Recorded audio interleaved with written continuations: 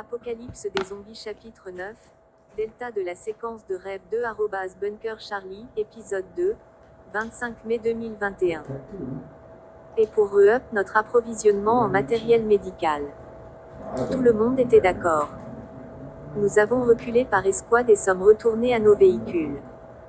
Nous étions de retour au poste de commandement installé à la hâte pour le groupe de travail Wipe, Clean, à environ 1 mile au sud de l'aéroport. Les 4 escouades se reposaient. Personne n'avait hâte de rentrer. L'aéroport entier était infesté de ces choses affligées. Certains scientifiques nord-coréens fous avaient réussi à transformer tout l'aéroport en une expérience de zombies humains bio-dangereux qui avait conduit au niveau suivant, l'apocalypse des zombies. Tout ce qu'ils avaient fait au sujet de tests les avait transformés en zombies, affamés de chair et de sang chaud.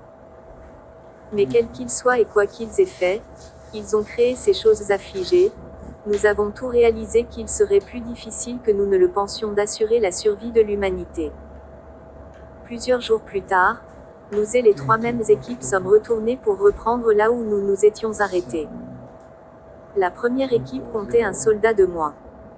Mais nous devions effacer les choses affligées à tout prix. La première équipe s'est déplacée dans l'entrée après avoir lancé plusieurs flashbangs. Les soldats portaient des visières qui leur permettaient de voir à travers l'épaisse fumée. Les 3 escouades ont disparu dans le chaos. Ashkagi nous a conduits avec son fusil de chasse prêt. Les 6 médecins ont suivi et j'ai couvert l'arrière. Ashkagi a continué sur la bonne voie, ce qui signifiait que les 3 équipes s'étaient déplacées plus loin dans le couloir. Il resta silencieux pendant les 15 premières minutes, puis un barrage de coups de feu a éclaté, accompagné de cris et de cris. Un soldat a crié, continué et tiré. Quelques secondes plus tard, un autre soldat a crié, supprimez le feu et reculez par escouade. Une femme soldat a crié, médecin. Le chef de la 3e escouade a crié, nous avons besoin de médecins. Le médecin principal a répondu, en route. Ashkagi menait, suivi des 6 médecins avec moi qui montaient à l'arrière. Nous sommes arrivés sur les lieux moins d'une minute plus tard pour constater qu'il y avait un certain nombre de choses affligées empilées jusqu'au plafond avec des parties de leurs corps arrachées. Les 3 escouades avaient anéanti ces choses affligées, mais maintenant l'approvisionnement en munitions pour leurs armes principales s'était tari. Ils utilisaient leurs armes de poing. L'arme de poing avait une capacité de 27 cartouches, et les soldats utilisaient rapidement ces munitions. D'autres soldats nous traînaient leurs camarades blessés. Tous les 6 médecins sont allés travailler sous la supervision de Ashkagi. La grande majorité des blessures étaient des brûlures causées par le sang AC. S'il n'y avait pas de marque de morsure, il était alors possible de soigner les blessés. Les 3 dirigeants ont accepté de se retirer pour se regrouper et réapprovisionner les escouades en munitions. Certains des soldats boitaient et d'autres, plus gravement blessés, étaient portés par leurs camarades.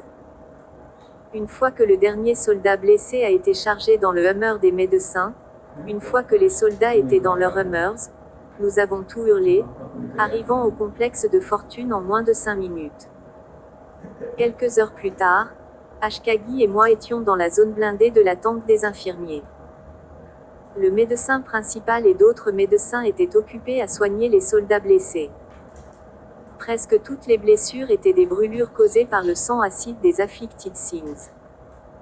Les vêtements des soldats avaient été brûlés. Beaucoup d'entre eux ont de graves brûlures sur la peau.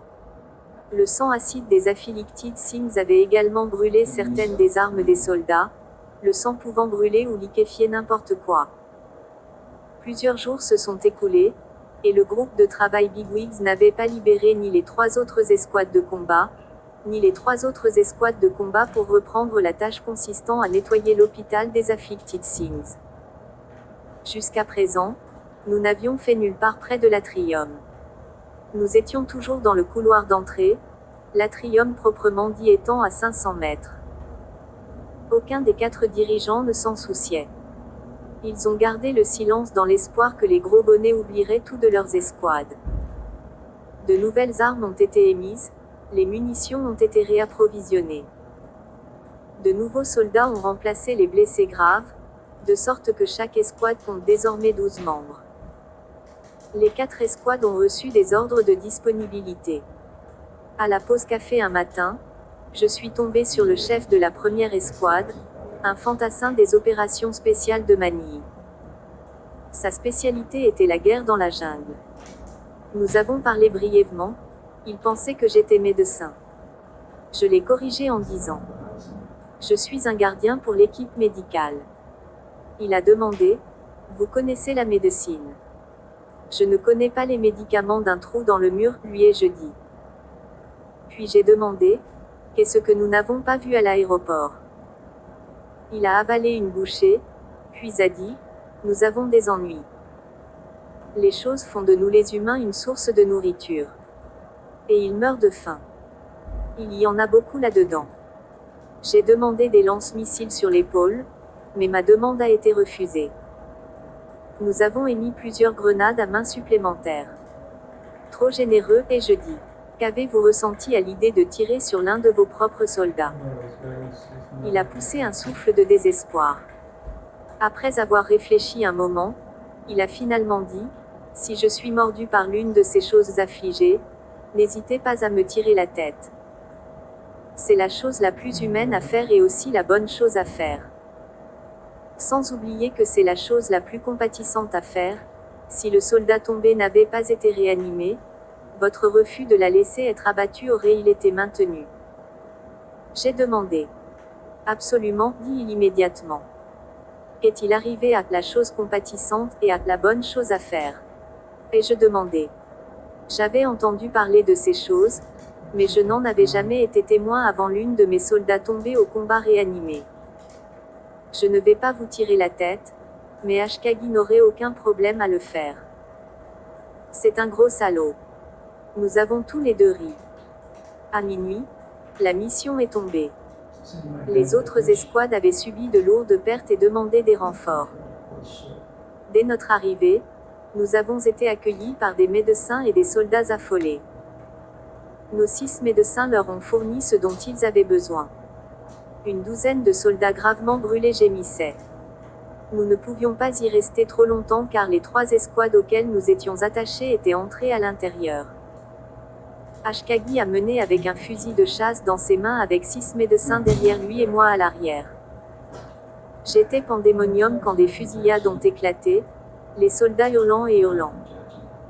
La chose affligée a hurlé horriblement alors que les balles transperquaient leur corps. Plusieurs soldats ont porté leurs camarades blessés jusqu'à la sortie. Le sang et la sueur couvraient leurs têtes, leurs visages et leurs uniformes tandis que la fumée s'élevait de leurs armes fondues. Le médecin principal a rapporté au QG, recevoir un grand nombre de blessés avec des brûlures. Demander un renfort. Le QG a répondu, refusé. Poussé en avant. Les personnes proches du médecin principal avaient entendu haut et fort le message du QG. Les 6 médecins et les autres médecins traitaient les brûlures, ceux qui pouvaient encore marcher se dirigeaient vers les Hummers en attente. Nos 3 escouades se sont jointes à l'autre escouade et a continué avec la fusillade féroce. 5 minutes plus tard, la plupart de nos soldats étaient à court de munitions et ont commencé à utiliser leurs armes de poing. Il y avait plus de soldats qui avaient reçu de multiples brûlures. La fusillade féroce s'est poursuivie. 4 de nos 6 médecins transportaient des personnes gravement brûlées chez les médecins Hummer à l'extérieur. Un soldat traînait un camarade qui avait été mordu sur le côté gauche de son visage. Il était couvert de sang acide. Le médecin principal et certains des autres médecins l'ont examiné. Il était déjà mort, sur le point de se réanimer. Le médecin principal a fait signe à Ashkagi de continuer, en utilisant le protocole pour un événement. Les proches du soldat décédé se sont écartés du chemin et se sont cachés au coin avec moi. Ashkagi a chargé son fusil de chasse de calibre 12 et a tiré un obus sur la tête du défunt.